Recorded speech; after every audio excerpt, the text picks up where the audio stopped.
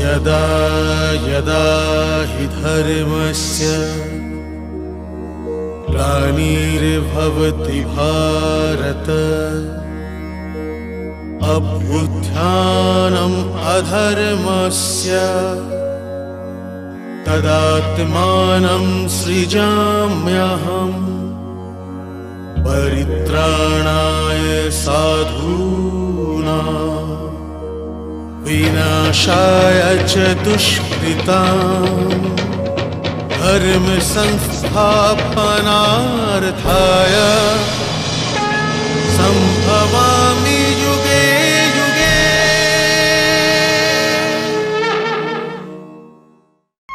আমি তো একটা নদীর মতন, কেউ ডুবতে চাইলে সে ডুবে যায়, যে সাঁতরাতে চায় সে সাঁতরে যায় না। আমি কাউকে ডুবতে গেলে আটকাতে পারবো, আর নাই বা কাউকে সাঁতরে পাড়ে উঠিয়ে দেবার পর সুখী হতে পারি, কারণ সুখ আর দুঃখ আমার দুই কিনারা।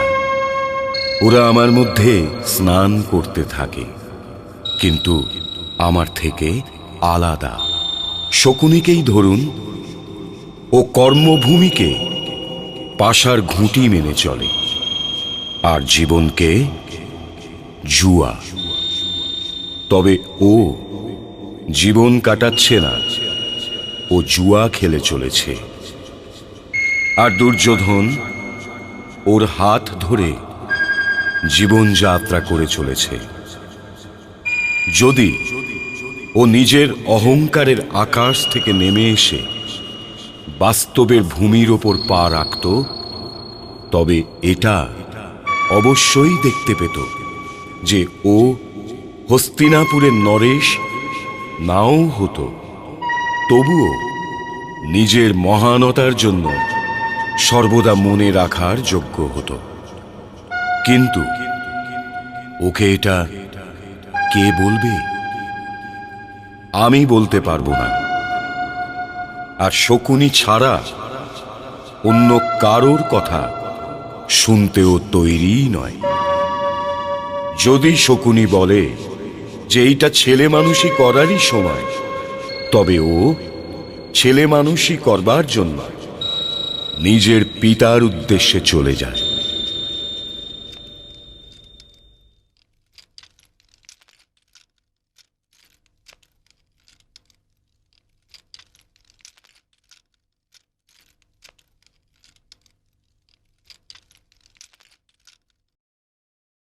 এটা আমি কি শুনছি পিতাশ্রী? সেটা তো তুমিই বলবে পুত্র। আপনি নাকি কাকাশ্রী বিদুরকে এই আদেশ দিয়েছেন যে উনি শীঘ্রই কাম্পিল্যের উদ্দেশ্যে প্রস্থান করেন আর পাণ্ডবদের এখানে নিয়ে আসেন। আর কি করতাম? যদি তোমরা সবাই আমাকে লাক্ষাগৃহের বিষয়ে জিজ্ঞাসা করতে, তবে আমি অবশ্যই তোমাদের বাধা দিতাম। আর তুমিও তো সেই কাজে সফল হওনি। তবে এখন এটা শোনার পর যে ওরা জীবিত আছে, আমি এছাড়া আর কি বা করতে পারতাম? ওদের জীবিত থাকার খবর শুনতে পেয়ে আনন্দ প্রকাশ করি আর ওদের ডেকে পাঠাই। যদি আমার এই বিশ্বাস না হতো যে তুমি ওখানে যাবেই না, তবে আমি বিদুরের পরিবর্তে তোমাকে কাম্পিল্য পাঠাতাম। আপনি ওদের এত ভয় পান কেন পিতাশ্রী? আমি ওদের ভয় পাই না পুত্র, আমি জনগণকে ভয় পাই। চাই তো আমিও সেটাই যা তুমি চাইছো। আমার কান এটা শোনার জন্য অস্থির হয়ে আছে যে তোমাকে হস্তিনাপুরের নরেশ বলে ডাকা হচ্ছে। মহারথী, পরমবীর, সর্বশ্রেষ্ঠ গদাধারী হস্তিনাপুর নরেশ দুর্যোধন যদি আপনি এটা চাইতেন তবে আপনি বিদুরকে সুযোগ কেন দিলেন যে উনি পূর্ণ সভাতে নিজের নীতির নাটক দেখিয়ে যুধিষ্ঠিরকে যুবরাজ বানিয়ে দেন? বিদুরের নাম শ্রদ্ধার সাথে নিও পুত্র। নীতির যে জ্ঞান ওর পদধূলিতে আছে, ওর অর্ধেক জ্ঞানও এই গোটা পৃথিবীর কারও কাছে নেই। ওকে নিজের সাথে জড়িয়ে রেখো, ওর দু একটা বাক্যকে সহ্য করে নিতে শেখো, কারণ ও কখনো কোনো নিরর্থক কথা বলে না। ওর কথা শুনবার পর ওর নীতিকে মেনে চলার চেষ্টা করে যেও, কারণ ও অনাথ আর অসহায় যুধিষ্ঠিরকে যুবরাজ বানিয়ে দিয়েছিল। ওই যুধিষ্ঠির তো আজ অসহায়ও নয়, পাঞ্চাল নরেশ দ্রুপদ ওর সাথে আছে, দ্বারকার শক্তি ওর সাথে আছে। এই জন্য পাণ্ডবদের স্বাগত জানাও পুত্র। যদি তুমি আমার কথা মেনে চলতে আর ছোটবেলা থেকেই নিজের শত্রুতার মনোভাব লুকোতে সফল হতে পারতে, তবে আজ পরিস্থিতি কিছু অন্যরকম হতো। নিজের স্বপ্নকে সবার থেকে লুকিয়ে রাখাটাই রাজনীতির প্রথম অধ্যায় হয়ে থাকে পুত্র। কিন্তু আমি এই অপমান কখনো সহ্য করতে পারবো না পিতাশ্রী, যে যুধিষ্ঠিরের আসার পর যুবরাজের স্থান রিক্ত করে দেব। এটা অসম্ভব। আর আমি তো নিজের স্থান স্বয়ং নারায়ণের জন্যও রিক্ত করতে পারবো না। আর যদি আপনি আমাকে এই আদেশ দেন তবে আমি আত্মহত্যা করব। দুর্যোধন, দুর্যোধন! না পুত্র, না। তোমার এই দৃষ্টিহীন পিতা ততটা অসহায় নয় যতটা তুমি তাকে ভাবছ। যে সিংহাসনের ওপর আজ আমি বসে, তার উপর তোমারই অধিকার, আর তুমিও তোমার অধিকার পাবে। আমি তোমায় কথা দিচ্ছি। কিন্তু একটা কথা মনে রেখো পুত্র, জিহ্বাও অশ্বের মতন হয়ে থাকে, তাকে অশ্বের মতন লাগাম দেওয়া উচিত। উত্তম অশ্বারোহী সেই হয় যে অশ্বকে নিজের আয়ত্তে রাখে, নিজে অশ্বের আয়ত্তে চলে যায় না। ওরা এটা জেনেই গেছে যে লাক্ষাগৃহের ষড়যন্ত্রতে তোমাদেরই হাত ছিল। সম্ভবত ওই ষড়যন্ত্রতে আমার হাতও ওরা দেখতে পাচ্ছে। এই জন্য ভীষণ সাবধানতার আবশ্যকতা আছে, কারণ আজ ওদের উত্তেজিত করার লোক অনেক আছে।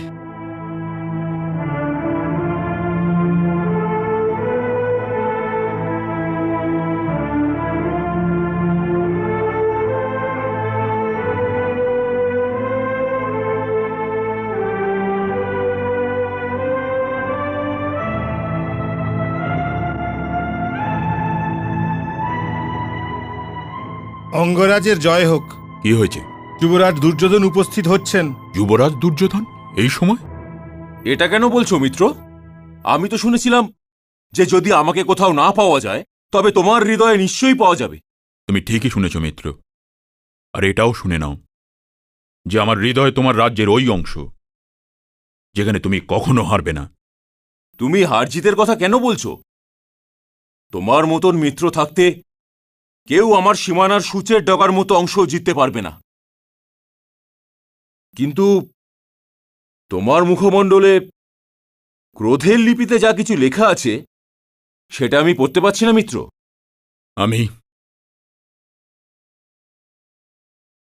আমি গান্ধার নরের শকুনির ওপর ভীষণ রেগে আছি। কেন? মামাশ্রী কি করেছেন?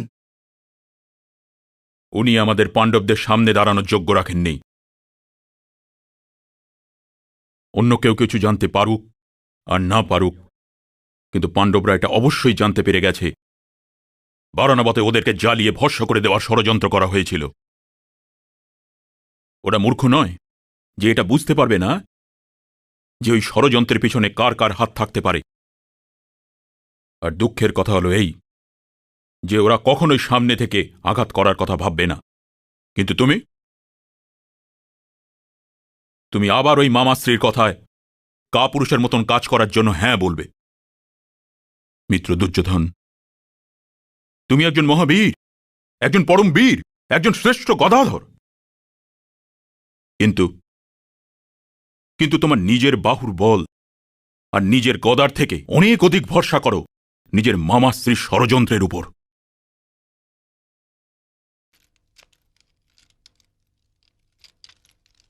যখন তুমি এসব বলো তখন এসবই ঠিক বলে মনে হয়, কিন্তু যখন মামাশ্রী বলতে আরম্ভ করেন মনে হয় যা কিছু উনি বলছেন সেটা ছাড়া ঠিক আর কিছুই হতে পারে না, আর আমি অসহায় হয়ে যাই। কিন্তু এখন তো আমাদের এর ওপর ভাবতে হবে যে এই 5 জন ছোট মাতাশ্রী কুন্তি সমেত বাঁচলো কি করে। হ্যাঁ, কারণ ভূতপূর্ব যুবরাজের অঙ্গরক্ষকের সেনাদের সেনাপতি তো মামাশ্রীর বিশ্বস্ত সৈনিক ছিলেন। নিষ্ঠাকে অনিষ্ঠার থেকে আলাদা করে দেয় যে রেখা, সে ক্ষীণ হয়ে থাকে মিত্র।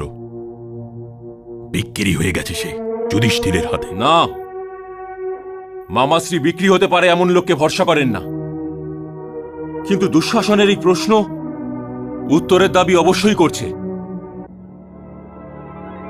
আশ্চর্যের কথা তো হলো এই যে মামাশ্রী নজর এই প্রশ্নের উপর পড়ল না কেন।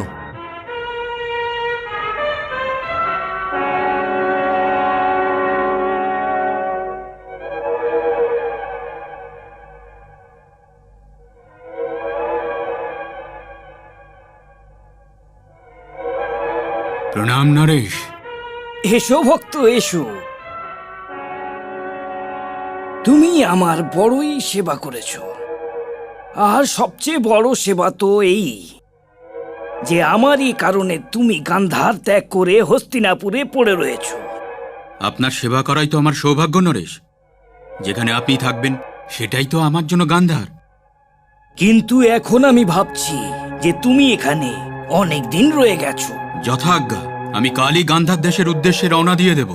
কাল নয় ভক্ত, আজ, এখনই। যথাজ্ঞা। কিন্তু গান্ধারের উদ্দেশ্যে নয়। যথাজ্ঞা। লাক্ষাগৃহে ছাই থেকে খুঁজে পাওয়া ওই 7টা কঙ্কাল কার ছিল ভক্ত? ওগুলো 5 পাণ্ডপুত্র মহারানী কুন্তির আর 5 জন পাণ্ডব মহারানী কুন্তি সমেত কাম্পিল্যতে আছেন। ওরা জীবিত আছেন আর ভালো। তোমার মিথ্যে না বলাই উচিত ছিল ভক্ত। জানো তো, রাজনীতিতে যদি একটাও মিথ্যে ধরা পড়ে যায় তবে তৈরি করা সমস্ত খেলা নষ্ট হয়ে যায়। তোমার কি দণ্ড পাওয়া উচিত ভক্ত? আমার অপরাধের তো একটাই দণ্ড নরেশ, সেটা হলো মৃত্যুদণ্ড। ঠিকই, আমারও মাথাতেও এই দণ্ডই ছিল। দাসী,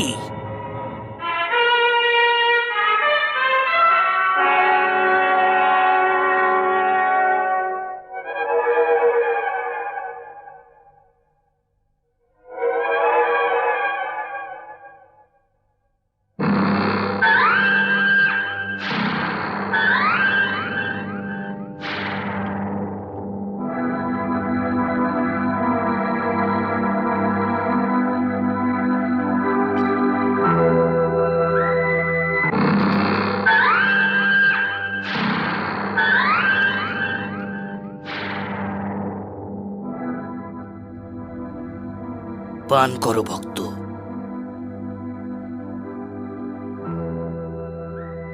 যদি তুমি আমার খুবই প্রিয় না হতে তবে তোমার জন্য আমি এতটা সহজ মৃত্যু ভাবতাম না। এই সহজ মৃত্যু তোমার নিষ্ঠার জন্য আমার পক্ষ থেকে উপহার। আর হ্যাঁ, যদি যমলোকে তোমার দেখা আমার পিতাশ্রীর সাথে হয়ে যায় তবে ওকে এটা বলতে ভুলবে না যে গান্ধারীর উপর ঘটে যাওয়া অন্যায়ের জন্য শকুনি কিন্তু হস্তিনাপুরকে মোটেই ক্ষমা করেনি। যমলোকে প্রস্থান করো ভক্ত। যথাজ্ঞা নরেশ।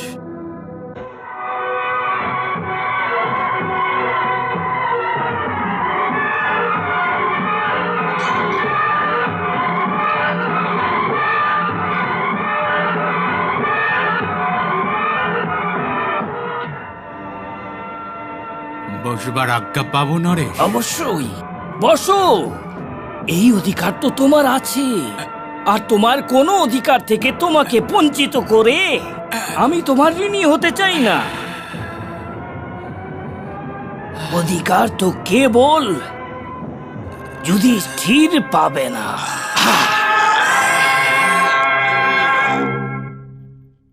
তবে আপনি কি সিদ্ধান্ত নিলেন যুবরাজ যুধিষ্ঠির? আমি যুদ্ধ চাইছি না বাসুদেব। যুদ্ধ তো আমিও চাইছি না, আর না আমি যুদ্ধের প্রশ্ন তুলতে চাইছি। আমি তো কেবল এটাই বলছি যে এখন খবর ছড়িয়ে গেছে যে আপনারা জীবিত, আর এজন্য এটা প্রয়োজন যে আপনারা নিজেদের অধিকার চেয়ে নিন। নিজের অধিকার চাওয়া মানুষের কর্তব্য।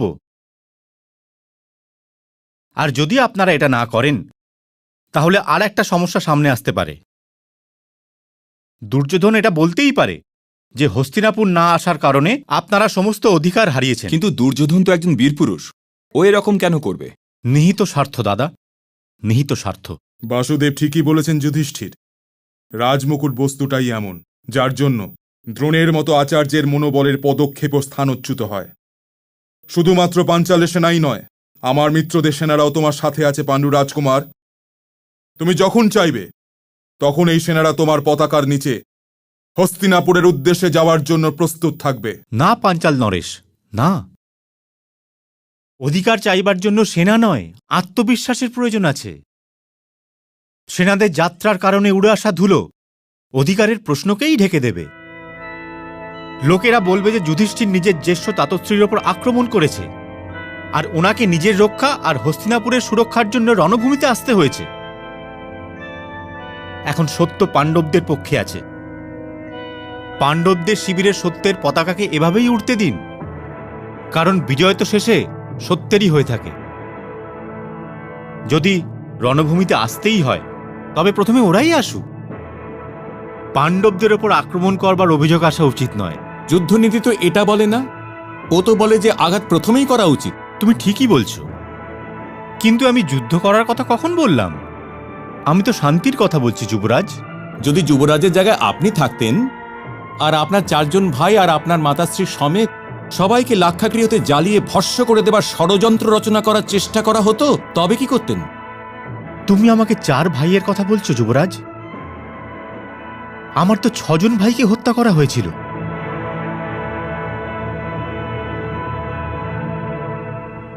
আমার মাতাশ্রী ও পিতাশ্রী কারাগৃহের অন্ধকারে দিনের কথা তো ছেড়েই দিন, বছর পর্যন্ত গুনতে ভুলে গিয়েছিলেন। তবুও আমি মামা কংসের ওপর আক্রমণ করিনি। যখন উনি আমাকে ডেকেছিলেন তখনই আমি মথুরা গিয়েছিলাম। তবে কি আমরাও এখানে বসে বসে নিমন্ত্রণের জন্য অপেক্ষা করে যাব? তবে আপনারাই বলুন আপনারা কি চাইছেন? সবার আগে তো আমি ওই দুর্যোধনকে তুলে তুলে আছাড় মারব। এই মেজ কুন্তিপুত্র তো সর্বদা বীরেদের ভাষাই বলতে থাকে। মহারাজের জয় হোক। হস্তিনাপুর নরেশ মহারাজ ধৃতরাষ্ট্রের দূত হয়ে মহামন্ত্রী বিদুর এখানে আসছেন। উনি দর্শনের অভিলাষী। পুত্র, মহামন্ত্রী বিদুরকে শ্রদ্ধার সঙ্গে আমাদের বিশেষ অতিথি গৃহতে নিয়ে যাও, আর ওনাকে বলো যে আগে যাত্রার ক্লান্তি দূর করে নিন। কাল অবশ্যই দেখা হবে। যথা আজ্ঞা পিতাশ্রী।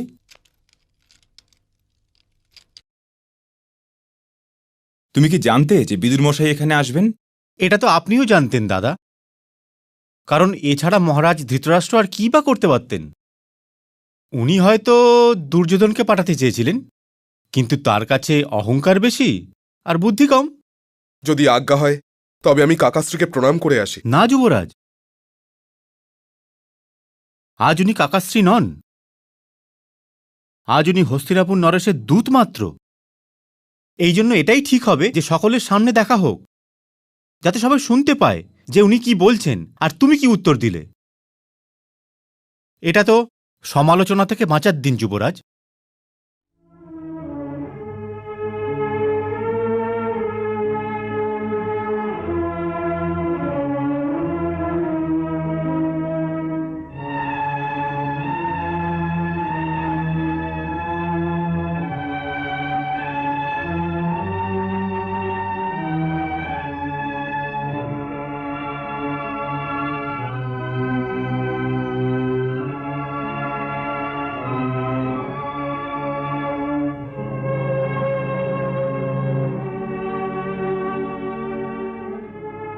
আর্যপুত্র,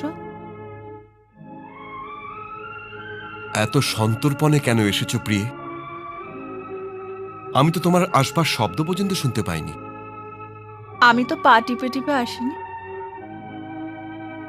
কিন্তু কিছুদিন ধরে আমি অনুভব করছি যে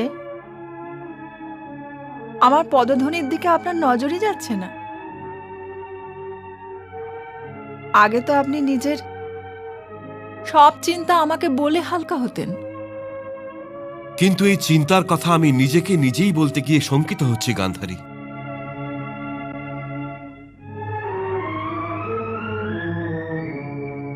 ভুলে যান এই চিন্তাগুলোকে। অনেক বছর পরে হস্তিনাপুর আর পুরো রাজ পরিবারের কাছে একটা শুভ সংবাদ এসেছে। প্রিয় পাণ্ডবদের জীবিত থাকার সংবাদ অনেক চিন্তাকে মন থেকে দূরে সরিয়ে দিয়েছে। আমার এই চিন্তা এই শুভ সংবাদের গর্ভ থেকে জন্মেছে গান্ধারী। এ আপনি কি বলছেন আর্যপুত্র?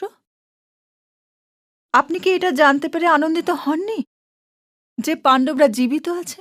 হ্যাঁ, খুবই আনন্দিত হয়েছি, কিন্তু চিন্তিত হয়েছি। কিন্তু এই চিন্তার কারণ? আমার সমস্যা এটাই গান্ধারী যে আমি কিছুই দেখতে পাই না। আর এই জন্যই আমি বুঝতে পারি না কে আমাকে সত্যি বলছে আর কে মিথ্যে বলছে। তুমি তোমার চোখের বাঁধনটা খুলে দাও গান্ধারী। না আর্যপুত্র,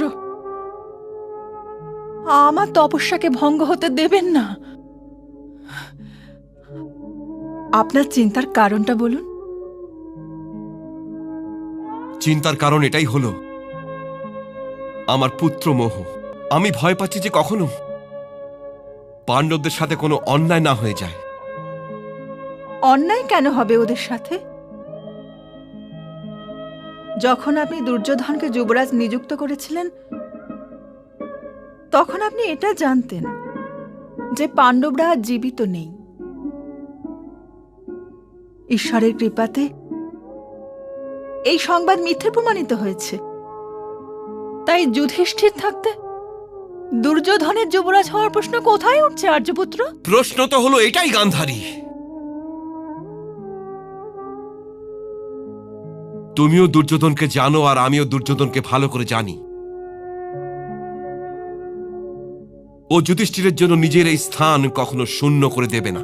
কিন্তু ওটা তো ওর স্থান একেবারেই নয় আর্যপুত্র। ওই স্থান ওর কেন নয় গান্ধারী? ও হলো আমার জ্যেষ্ঠ পুত্র। আপনি নিজের উচ্চাকাঙ্ক্ষার মরীচিকা থেকে দূরে সরে আসছেন না কেন আর্যপুত্র? এখন এই মরীচিকা থেকে বেরিয়ে আসতে মন আর চায় না গান্ধারী, মন চায় না।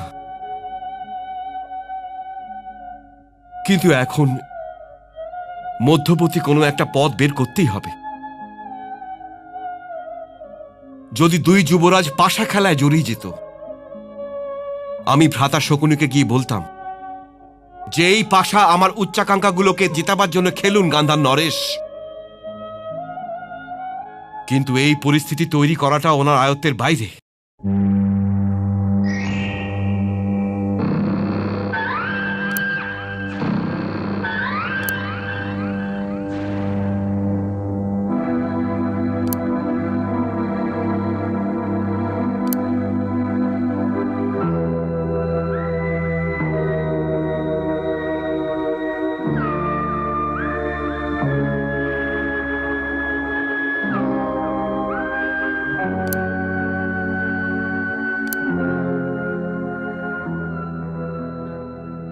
কি হয়েছে মামাশ্রী?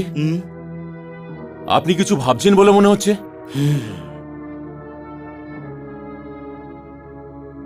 তোমার পিতাশ্রীর খেলা তো আমার বুদ্ধিতেই আসছে না।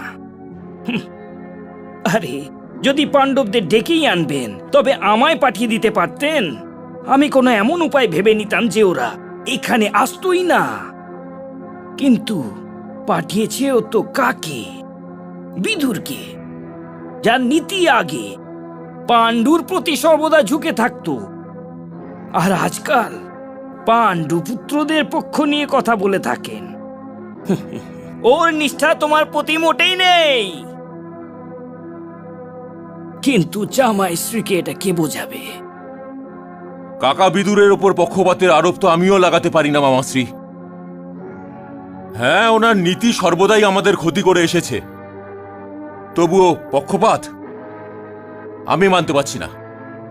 এই কুরু পরিবারের সবচেয়ে বড় দোষী এই হলো যে ওরা এই কথাকে কখনোই মানে না যা ওদের জন্য লাভদায়ক হবে।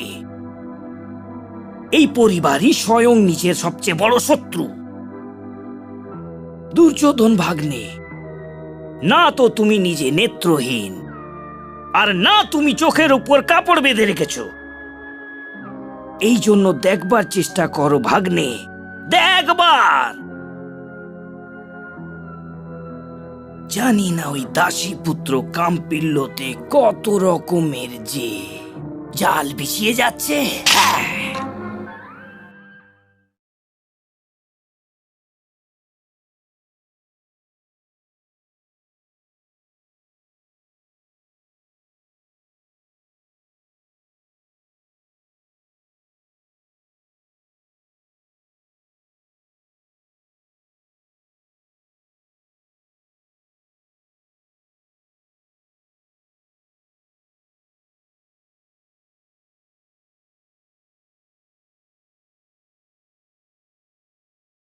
বিদুর, বৌদিমণি, আপনি?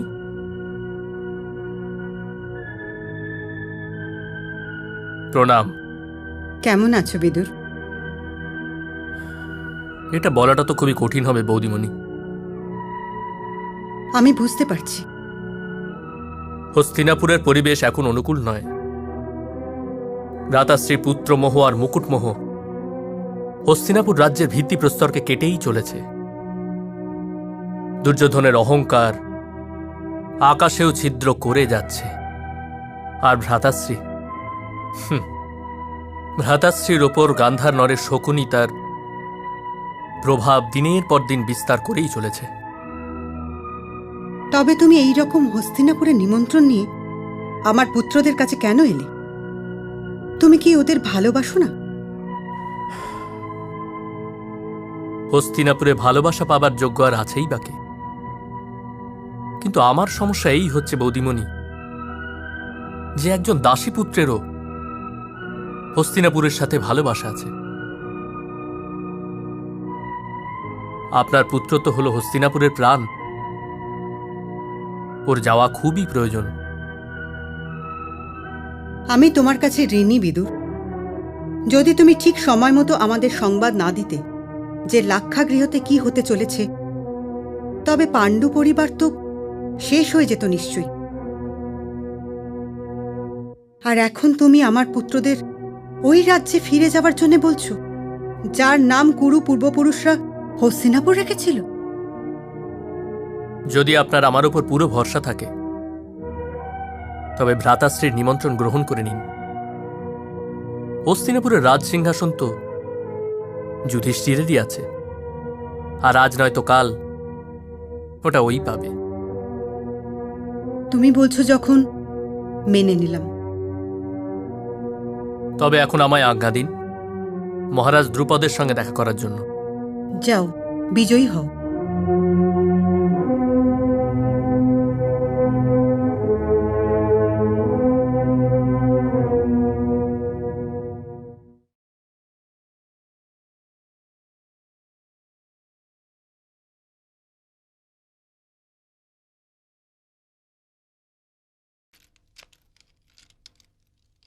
মহাবুদ্ধিমান, মহানীতিমান মহারাজ ধৃতরাষ্ট্রের অনুজ, হস্তিনাপুর রাজ্যের মহামন্ত্রী বিদুর মহাশয় মহারাজের দর্শনের জন্য উপস্থিত হচ্ছেন। আমার প্রণাম গ্রহণ করুন। এটা তো আমার প্রাধিকার যুবরাজ। আমাকে আপনার আশীর্বাদ থেকে বঞ্চিত করবেন না, কারণ আপনার মতো বুদ্ধিজীবীদের আশীর্বাদ তো সৌভাগ্য থাকলে পাওয়া যায়। সবাই তো নিজের অতিথির কথা এড়িয়ে যায় না যুবরাজ, এই জন্য আশীর্বাদ অবশ্যই দেব। কিন্তু তোমার কাছে কি নেই যুবরাজ, যার জন্য তোমাকে আশীর্বাদ দেব? ভগবান তো তোমাকে পাঞ্চাল নরেশের মতো পিতা, কুরুকুলবধূ দিব্যজন্মা দ্রৌপদীর মতো বোন কুরুরাজ বংশের মতো শক্তিশালী আর মাননীয় রাজ পরিবারের মিত্রতা দিয়েছেন। তবে আমি তোমাকে আর কি দেব? আমাকে আমার জীবনের লক্ষ্যে সফল হওয়ার আশীর্বাদ দিন। বিধাতার সৃষ্টিতে হস্তক্ষেপ করার মতো আমি কে? যদি এটাই হবার থাকে তবে এটাই হবে, আর যদি এটা হবার নয় তবে এটা কখনো হবে না। তুমি ওনাকে এইভাবে আটকাতে পারবে না পুত্র। আসুন বিদুর মশাই, আসুন।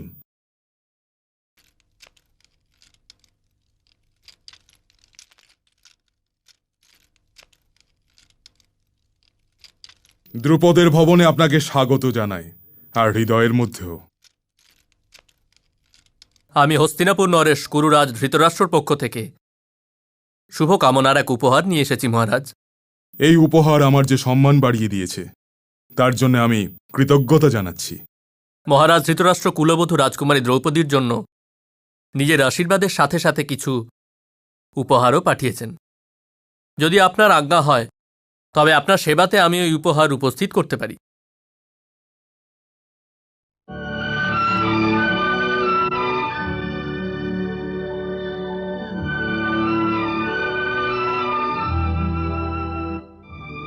আমার পুত্রের জন্য তো ওনার আশীর্বাদই যথেষ্ট। তবু উনি যে ওকে অন্য উপহার দিয়ে অলঙ্কৃত করেছেন তার জন্য আমি কৃতজ্ঞতা প্রকাশ করছি। এখন আপনি বসুন বিদুর মশাই। এখনো সকল কার্য আমার সমাপ্ত হয়নি মহারাজ। হস্তিনাপুর নরেশ তো নিজের কুলবধূকে হস্তিনাপুর আসবার জন্য আমন্ত্রণও করেছেন। যদি আপনি আজ্ঞা দেন তবে আমি পাণ্ডুপুত্রদের আর গৃহলক্ষ্মী দ্রৌপদীকে হস্তিনাপুর নিয়ে যাব। মহারাজও নিজের প্রিয় অনুজপুত্রদের মস্তকের উপরে নিজের আশীর্বাদের হাত রাখবার জন্য ব্যাকুল হয়ে আছেন। গঙ্গাপুত্র ভীষ্ম কুরুবংশ আর পাঞ্চাল রাজবংশের সম্পর্ক হওয়ায় অতি প্রসন্ন হয়েছেন। ভরদ্বাজ পুত্র আর আপনার পরম মিত্র দ্রোণাচার্য আপনার জন্য নিজের ভালোবাসা পাঠিয়েছেন। আর এই বলে পাঠিয়েছেন এখন ওরা এই সিদ্ধান্ত নিতে পারছেন না যে ওরা পাণ্ডুপুত্রদের নিজের পুত্র ভাববেন না জামাই, আর দ্রৌপদীকে পুত্রী মানবেন নাকি পুত্রবধূ। তবে হে নরেশ, কুরু রাজবংশ যে সম্পর্ক গড়ে ওঠার পর প্রসন্ন হয়েছে, যে কোনো বড় রাজ্যের সীমানাকে হস্তিনাপুরের সীমানার সঙ্গে মেলানোর আনন্দও এই আনন্দের সমান হতে পারত না।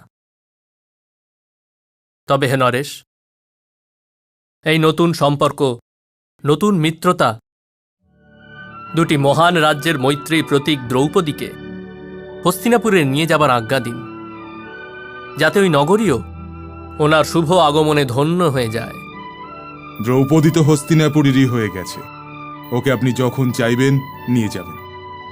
কিন্তু পাণ্ডুপুত্রদের যাবার জন্য তো আমি বলতে পারবো না। ওরা কেবল অতিথি হলেও আমি ওদের যাবার জন্য কখনোই বলতাম না। আর এখন ওরা তো অতিথি হওয়ার সাথে সাথে আমার জামাইও হয়। তবে আমি ওদের যাবার জন্য কিভাবে বলবো? হ্যাঁ, যদি ওরা স্বয়ং যেতে চায় তবে আমি ওদের যাবার জন্য আটকাবও না। আমার বিচারে পাণ্ডুপুত্রদের হস্তিনাপুর অবশ্যই যাওয়া উচিত মহারাজ। বৃক্ষ যদি নিজের শিকড়ের থেকে আলাদা হয়ে যায় তবে তার শুকিয়ে যাওয়া নিশ্চিত। আর যদি মহারাজ আজ্ঞা দেন তবে নিজের পিসির শ্বশুরবাড়িতে বেড়ানোর জন্য আর ওর শ্বশুরবাড়ির লোকেদের সঙ্গে দেখা করার জন্য আমারও ভীষণ মন চাইছে, আর দাদারও, তাই না দাদা? আগে মহারাজ, আমার মনও ওদের মনের থেকে কিছু বেশি ব্যাকুল হচ্ছে। পুত্র ধৃষ্টদ্যুম্ন, দ্রৌপদীর হস্তিনাপুর যাওয়ার ব্যবস্থা করা হোক, আর সাথে 1000 হাতি যার হাওদা সোনার তৈরি হবে আর অঙ্কুশও, আর 4টে ঘোড়া যুক্ত 10,000 রথ, 5,000 দাসী, 10,000 গাভী আর সোনা রূপার বাসন ইত্যাদি ইত্যাদি, যাতে কেউ এটা না বলে যে মহারাজ দ্রুপদ নিজের পুত্রীকে বিদায় করতেও জানে না।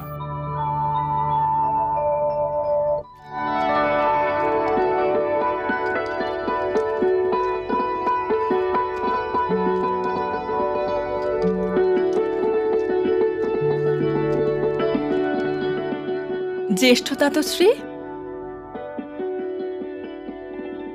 প্রণাম জ্যেষ্ঠ তাতশ্রী। অখণ্ড সৌভাগ্যবতী হও। আজ তো আপনার কণ্ঠস্বর বড়ই মধুর শোনাচ্ছে জ্যেষ্ঠ তাতশ্রী। এমনই তো সুন্দর একটা সংবাদ নিয়ে এসেছি পুত্রী। ধৃতরাষ্ট্র কোথায়? ভ্রাতা শকুনির সাথে ভোজন করছেন আজ। তুমি যাওনি? আমাকেও বলেছিলেন, কিন্তু আমার মন চায়নি। আপনি বসুন না জ্যেষ্ঠ তাতশ্রী। না পুত্রী, ঠিক আছে, ওই সংবাদটা শুনে যাও। আমায় যেতে হবে, বরণের আয়োজনও তো করতে হবে। বরণ কার?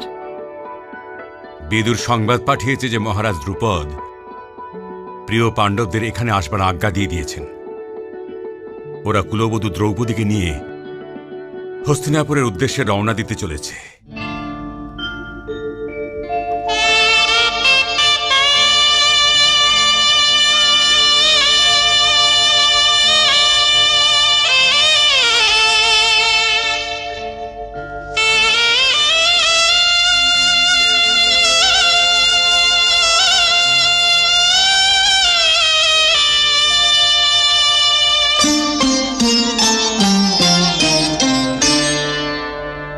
কন্যা হয় ধোঁয়া ধূপের মতো,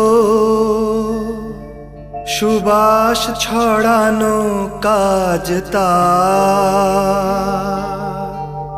সকালে থাকে পিতার ঘরে, দিনান্তে ঘর যে পিয়া।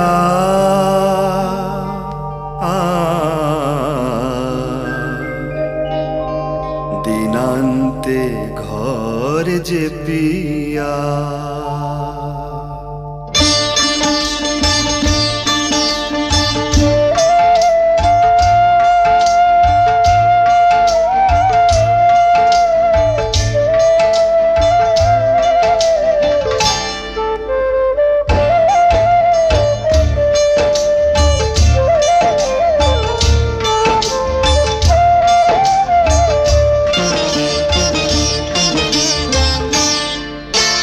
কন্যা চলেছে পিয়ারি দেশ, কন্যা চলেছে পিয়ারি দেশ।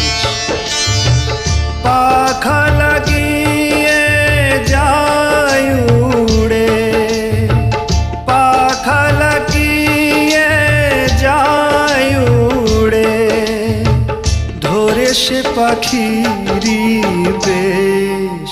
কন্যা চলেছে পিয়ারি দেশ, কন্যা চলেছে পিয়ারি দেশ।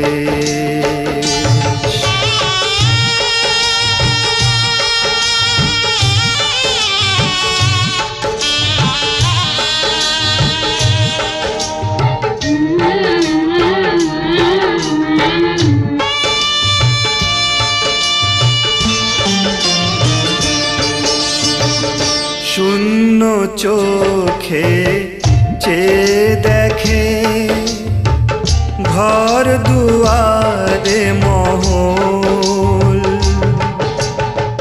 কাছে দেখো আকাশ বাতাস, কাছে দেখো আকাশ বাতাস। পিতারও চোখ ছল ছল, কন্যা চলেছে পিয়ারি দেশ, কন্যা চলেছে পিয়ারি দেশ।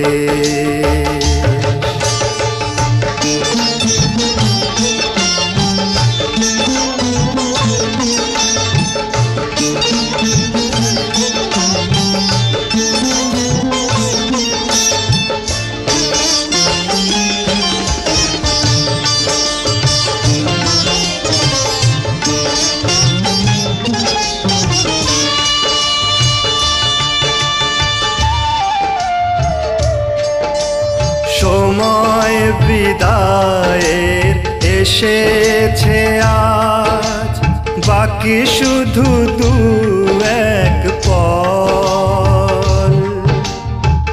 মুখের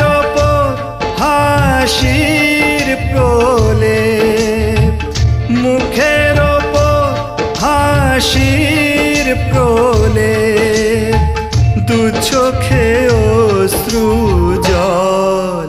কন্যা চলেছে পিয়ারি দেশ, কন্যা চলেছে পিয়ারি দেশ।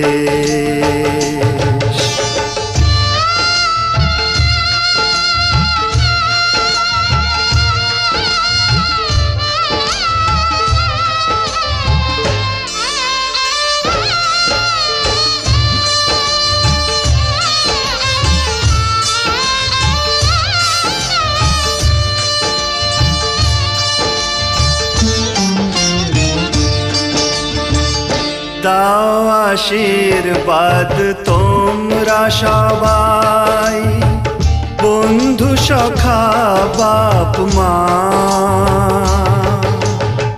যেথা থাকুক সুখেই থাকুক, যেথা থাকুক সুখেই থাকুক, এই তো করি কামনা। কন্যা চলেছে পিয়ারি দেশ, কন্যা চলেছে পিয়ারি দেশ। ও পাখা লাগিয়ে যায় উড়ে, পাখা লাগিয়ে যায় উড়ে, ধরে সে পাখিরি বেশ। কন্যা চলেছে পিয়ারি দেশ, কন্যা চলেছে পিয়ারি দেশ।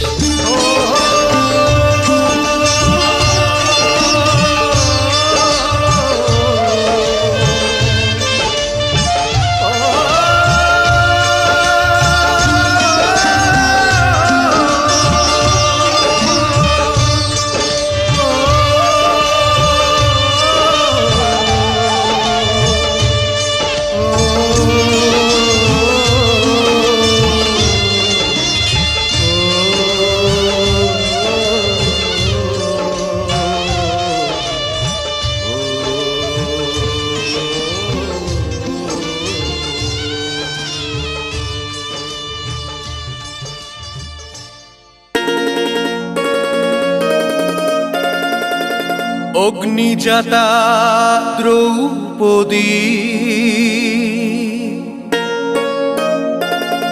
ধর্ম কর্ম নিয়ে পাণ্ডুপুত্রদের সাথে চলে, দিতে আল